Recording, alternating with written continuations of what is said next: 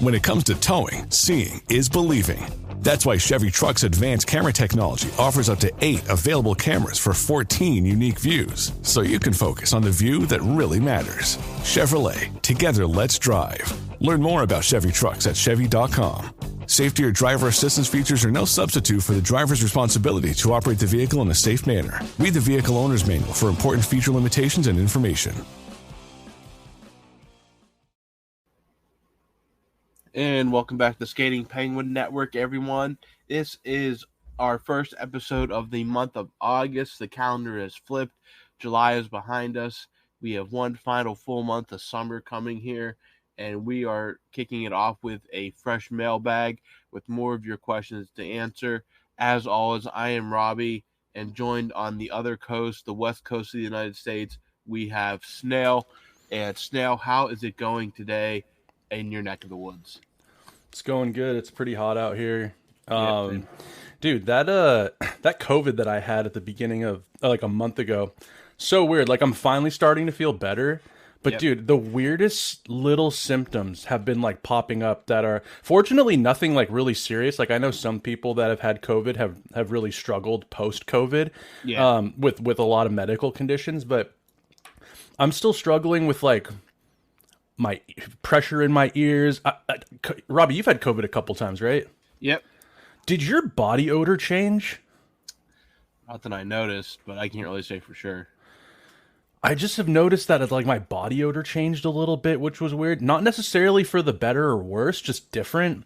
Okay. And then I also get like a metallic-y taste in my mouth from time to time. Huh. I didn't lose my sense of smell or taste, but I did get this like every once in a while, I'll just get like a metallic-y coating feeling in my tongue, and it's been super weird. Some days it feels like it's all and really bad fatigue too. But some days it feels like I'm better, and then some days I'm like, oh, there's that coat. It's like I know it's from COVID. Like I know that it's from that. Yeah.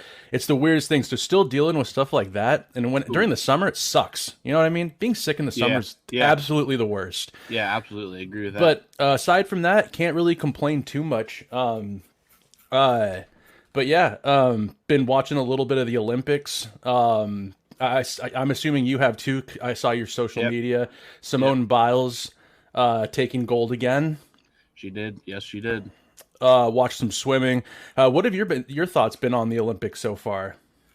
I thought it's been pretty entertaining. Obviously, I mean, you have Simone Biles doing what Simone Biles has done her entire career. Mm-hmm. The swimming's been exciting. Overall, it's just fun to watch different sports from time to time. So yeah, I get excited for it. Big sports guy just in general, so it's right up my alley.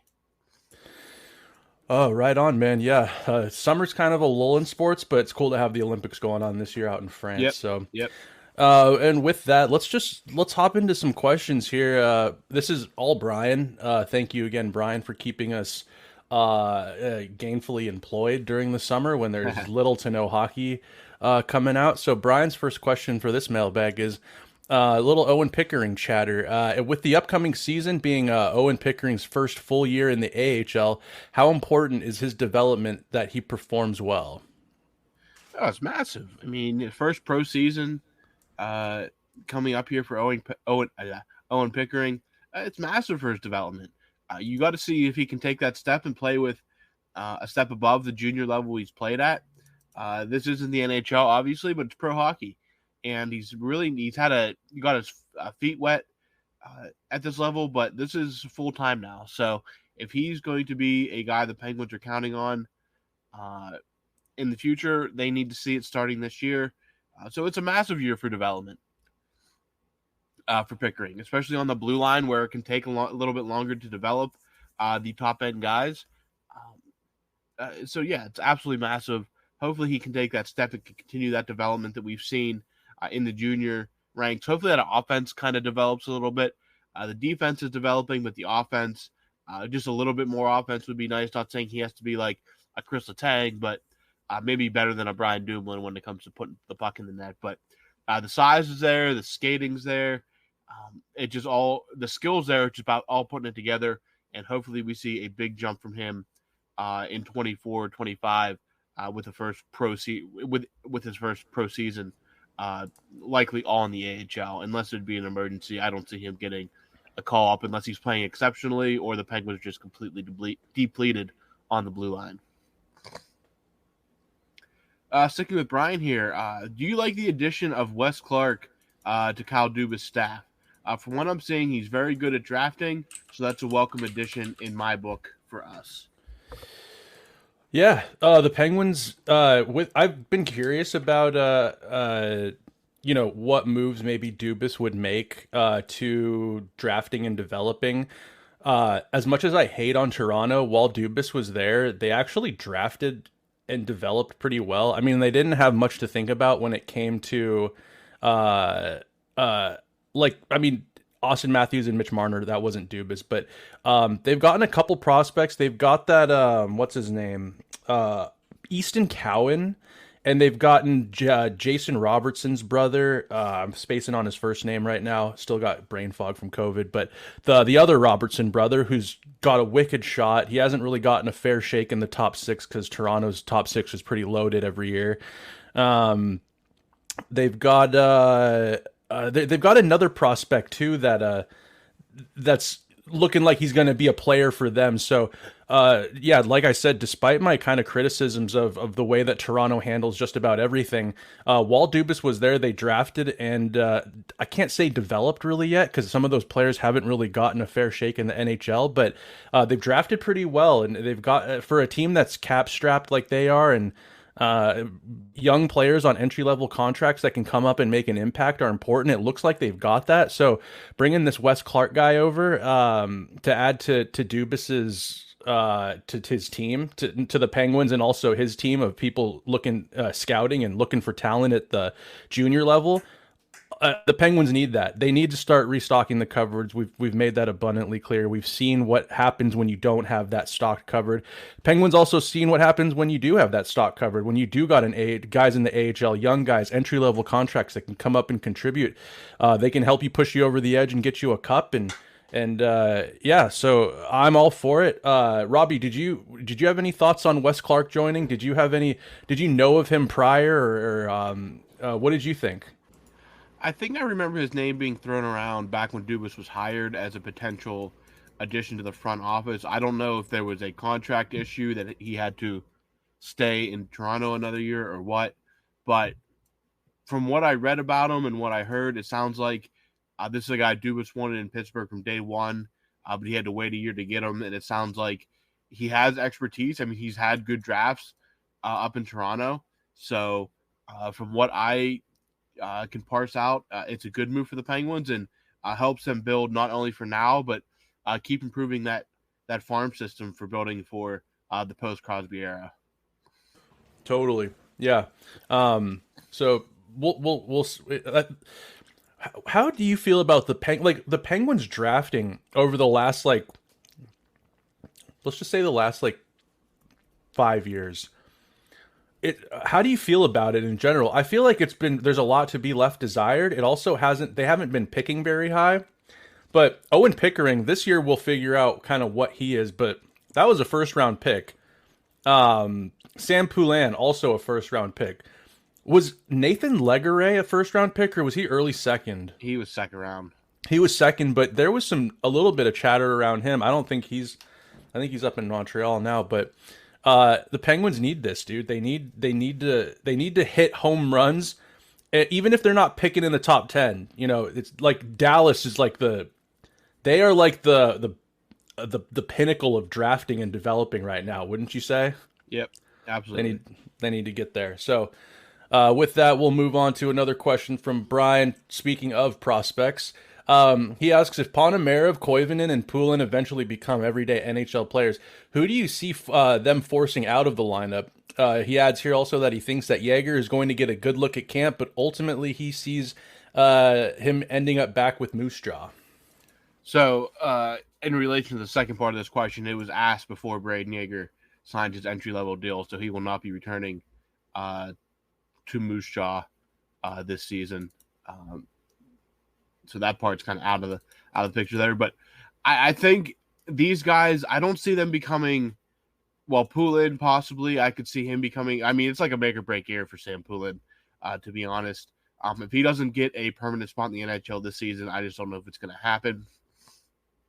As for the other two, I don't know if they're quite ready to take that full-time step. So who they push out of the lineup may be more determined on who's there next year, if anybody, or unless they just are penciled in next year.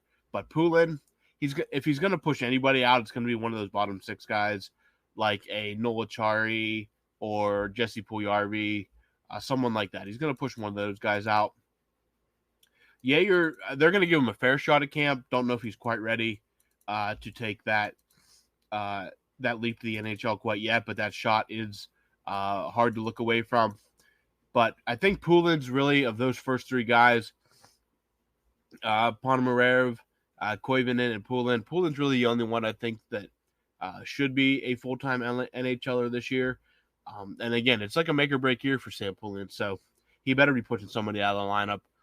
Because if he doesn't, that his career might be staying in the AHL rather than being an NHL player. So, Poulin, he's going to push. If he does make a run for the roster, it's going to be one of those bottom six guys, unless he really explodes and then pushes other guys down the roster. But I think that top six is pretty set in stone. So, Poulin, a bottom six guy, he'll push out, and the other guys I think still have some development to go before they start pushing guys out of the lineup.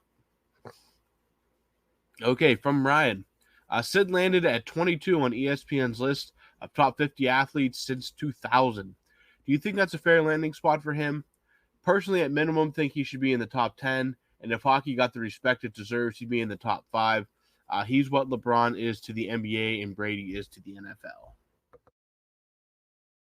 Yeah, so this this caused quite a stir within the NHL community or the whatever hockey fans, and it's tough because as Penguins fans, we all know how dedicated Sidney Crosby is to his craft, and I like what Brian said here, where he said that if hockey got the respect that it deserved, I also do think that hockey maybe doesn't get a ton of respect. The conditioning that goes into being an everyday NHL player, the amount of like miles these guys skate on ice during a regular game, especially a guy like Sidney Crosby who's playing, anywhere from 18 to 28 minutes a night. He's on the ice for that long, if not more, depending on what game it is. If you just look at Sid too, like I don't think he's like chiseled like a Greek god, but like he is a specimen of an athlete. And that is why he's continued to be so relevant this late into his career. I agree that he is like the Brady and LeBron of the NHL. I at least for this generation right now, I think McDavid will make a push for that at some point in his career. But looking at the list here, I mean, there's some phenomenal athletes on here. There's also some guys that I'm like, okay, what's the real question we're asking here? The top 100 professional athletes, right? Since 2000? Is that the right one? Oh, you're muted. What did you say? Yeah, of the 21st century, yeah. Or of the 21st century. Okay, so like, let me just pull this up and make sure I have the right thing here. Of the 21st century. Would that be it? Yeah, this came out on July 18th, so this is... Would 2000 be the 21st century, Robbie? Yep. Okay.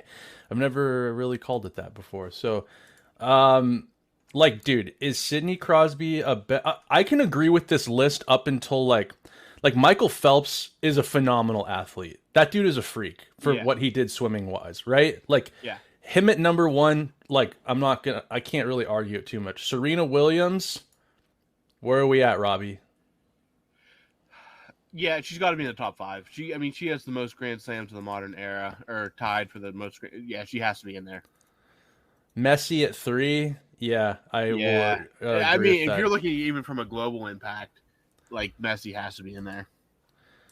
Yeah, I agree with Messi being in there. LeBron, yeah, unfortunately. I hate the guy, but he's done a lot. Tom Brady, yes. Yeah. Roger Federer, Roger Federer, yeah. Simone Biles, sure. Tiger Woods, yes. Usain Bolt, yes. Kobe, yes. Novak Djokovic, 24-time Grand Slams. He has to be in there. And then Nadal. It's like they just remembered a couple of tennis guys right here at 11 and 12. Ronaldo, 5-time Ballon d'Or winner. Yeah, Steph Curry. Okay, so I would put Sid before Steph Curry. Okay, that's fair. What number would that be? That would be Steph Curry's at 14.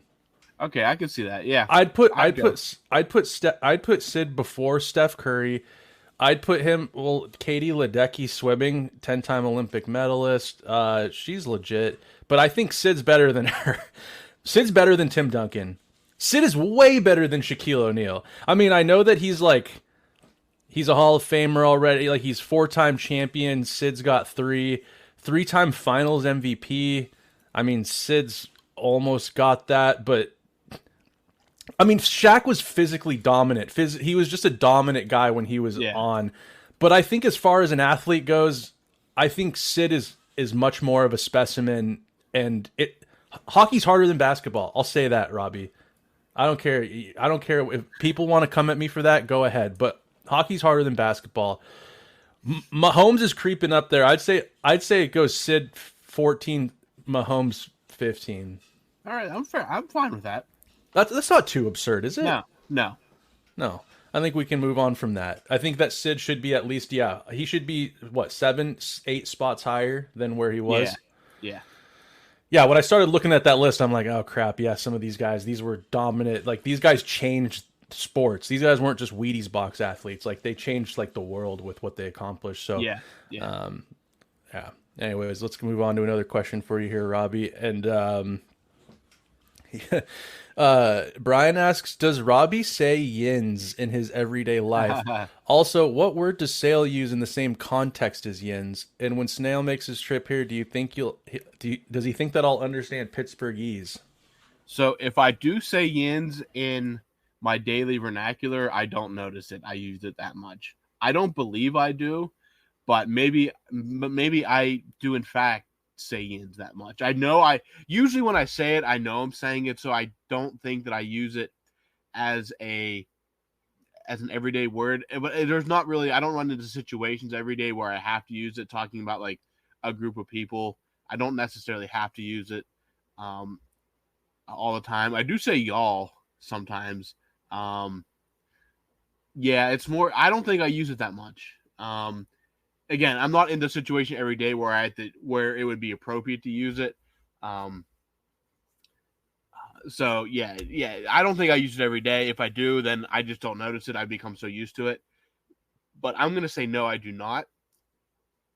I use other Pittsburghese probably more than that, if I really think about it. But what do they say up there in the Pacific Northwest, referring to like a you all y'all situation? I don't know. It's so funny because I've always said, like, as somebody that like has traveled a bit and like I've got family from different parts of the country growing up in Seattle, we don't really have like slang. Like some of one of the first things I noticed growing up was like we say pop, not soda. I know that like regionally that's something that I don't know, some people have arguments over.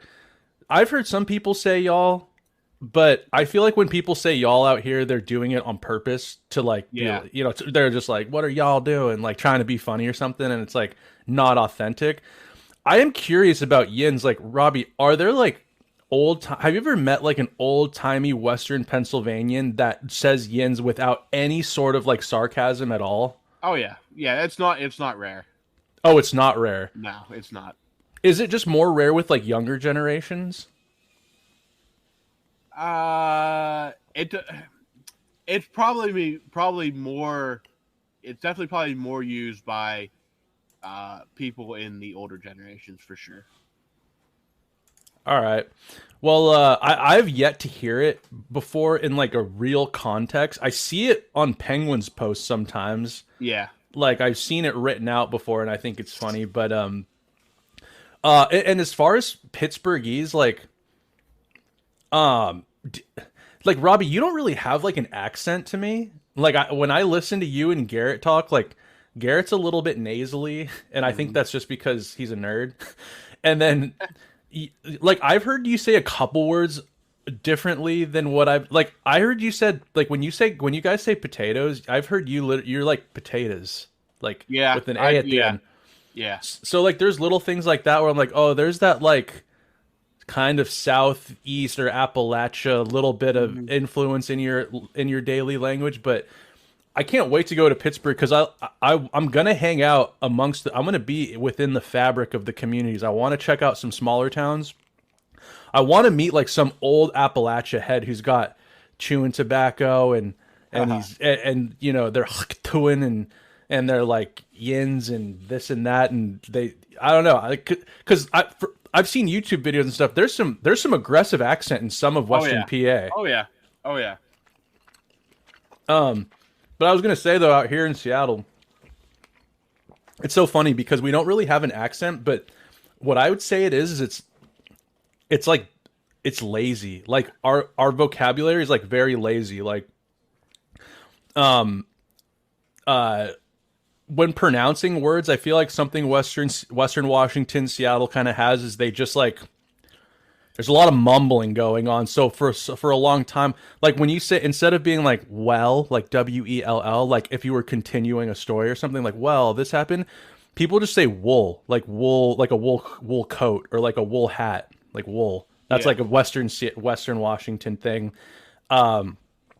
Really cutting short the full pronunciation of words, like it's kind of like you get 3/4 of the word out and then the end just kind of like gets lost in your mustache or like lost in your lips a little bit and you continue it on. So I'd be curious I don't know if you've ever heard that too much in me. My grandma used to point it out all the time.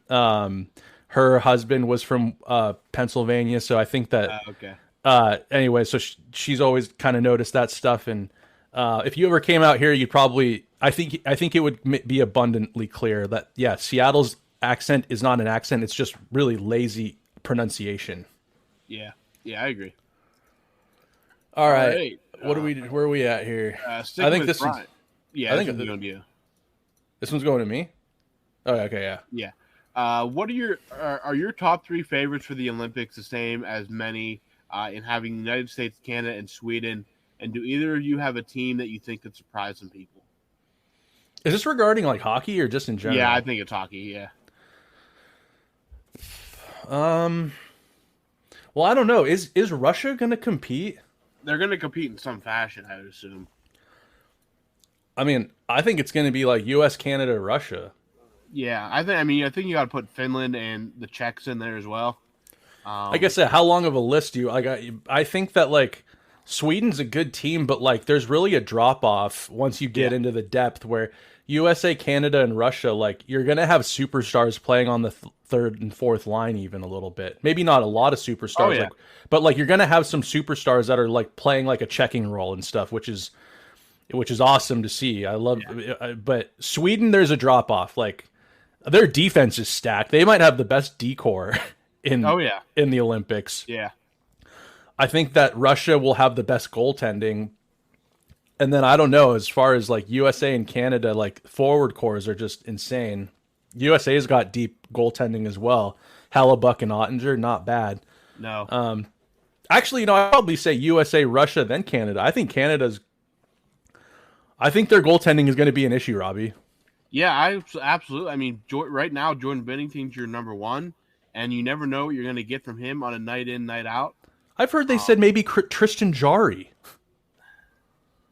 I mean, what if he comes out next year and just lights it up for that first half of the season like he's been known to do in that Four Nations tournament, and let's say Binnington struggles? I mean, what do you do then? Canada's probably putting Tristan Jarry in net, and that's going to be scary for Canada because as a Penguins fan, we all know that there can be a very steep cliff that falls off with his play. Yeah. But yeah, I know that Russia's like you said, Robbie. That's a good way to put it. They're competing in some fashion. If they got gold, it's not like it's an asterisk, right?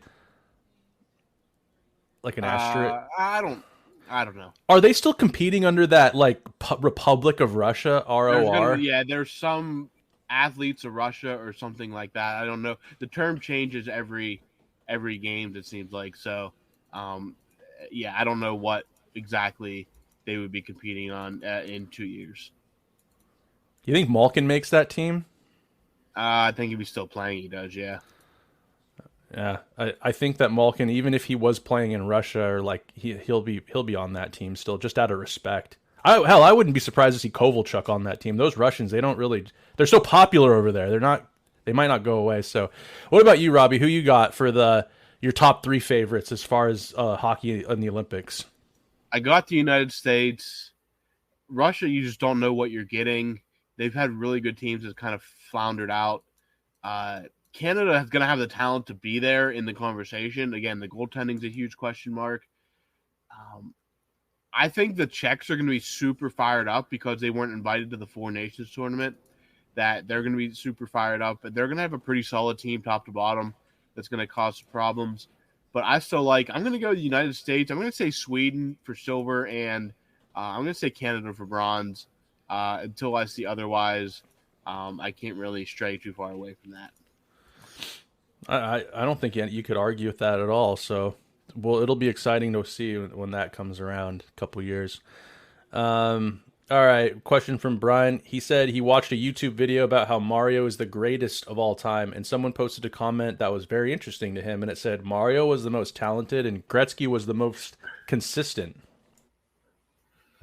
That's probably a fair explanation of the circumstances surrounding how we debate those two. Gretzky obviously had the health. I'd say Gretzky was Mario the most talented, Gretzky the most healthy. Because when Lemieux was on the ice, the consistency was never the problem. Yeah, wasn't Mario just as consistent when he was playing? Yeah, I think it's more that Gretzky just had the gift of health as opposed to Mario simply not. And that's, obviously unfortunate. He had Dave Semenko. What's that? He had Dave Semenko, but Mario's injuries weren't even related to being dirty hits or anything. No. Yeah, Mario's at the back, the cancer. He was known to be a smoker, and it wasn't exactly the most in shape athlete of all time. If he would have committed himself to the gym, he probably would have been able to stave off some injuries. But I mean, I think Mario's the most talented, Gretzky the most consistent. I just think Gretzky was healthier. If Mario has that health, even the consistency was never the problem. I mean, over a 2-point per game player. Overall, I just think it's more the health and the consistency. Mario was phenomenal. He's the greatest. We've said it. We said it once. We said it a million times on this podcast. Gretzky, the greatest of all time, or Mario, the greatest of all time. Gretzky is number 2. That's, again, it comes off as bias because we're Penguins fans, and Gretzky has all the numbers and all the records. But personally, that's just how I feel and how I'm going to feel probably until the day I die, unless somebody comes out of nowhere and decides to dethrone Gretzky's numbers. But other than that, Mario, the greatest of all time, definitely the most talented, and Gretzky just had the gift of health, and Mario did not, unfortunately. All right, wrapping this episode up, we got Brian here again. Would you be open to involving one of Joel Blomqvist, Gauthier, or Sergei Murashov in a trade like they did when they traded Kali Klong to Anaheim for Rickard Rakell? Goalie has always been a stronger positional depth for us, and let's be honest, they can't all 3 play in the NHL. I'm weary of that right now with where the Penguins are at. It's good. You can make that decision further along in their development. The Penguins aren't – we don't know how this season's going to go. I'm a little bit skeptical, but just hold on to those guys that are highly touted prospects right now in goal. It's like they had Fleury, and then they've had a plethora of other goaltenders, and throughout the from 2001 to 2000 right now, they've had a lot of goaltenders come through, and they've always had Fleury, then they had Murray, but then Murray, he went on a downhill trajectory pretty quick, and he's making $750K as a third string in Toronto. They gave up on that Philip Gustafson kid, and he's the starter in Minnesota, ironically with Fleury as the backup. Mm-hmm. They had Jari for a long time, and they bet on him, and we're having conversations about him almost every week in the mailbag. I just think that right now where the Penguins are at, unless it's like I don't know, unless it's some sort of like really like big trade that would give the Penguins something that could really help them for a long time in the big picture. I couldn't even tell you what that would be right now. Like a top 10 pick. I don't know if there was a desperate team that wanted it. I don't know. That sounds ridiculous coming out of my mouth even right now, but I just say hold on to him. There's no rush to get rid of him. But down the road, if you've got Murashov and you've got Blomqvist, and I don't know who Gauthier is he a goalie He was in Wilkes-Barre for a little bit, and he was in Wheeling too. He's kind of one of those guys now. Is he going to just get pushed out because of all this other talent that's coming in? Quite possibly, but he's definitely has his name in the conversation of this goaltending kind of positional depth the Penguins have. Well, maybe that's a guy that you ship out. Like, I don't know if there's a deal to be made and someone's looking for a good goaltender for a goaltending prospect, someone they want to develop, someone they want as a backup, maybe for an aging goaltender. I'd probably look at Gauthier first, but down the road, like I was going to say, is just like if you got these two guys that are just ready for the NHL and one of them, you got a situation like Ullmark and Swayman in Boston or something like that, then you can talk about maybe making a move for one of those guys. But like they did in 2016 and 17, like Boston did with Swayman and Ullmark, these guys are still prospects, but you just be patient with them and hold on to them because, I don't know, you can make that decision further down the road, but where the Penguins are at right now, no rush to make any sort of moves like that. And I don't think they're at a position where they're looking to make a splash for a Raquel type player. You know what I mean, Robbie? Yeah. Unless that's a demand for a high end player, I don't see them moving a goaltender in the system. Would you move? Let's say this came across your table. You're Kyle Dubas. And let's say this offer came across your table. What is it today? August 1st? It's August 1st. You're in Pittsburgh having a nice summer. And Don Waddell is the new GM in Columbus, right? Yeah. Don Waddell emails you, and it's just it's an offer of Blomqvist.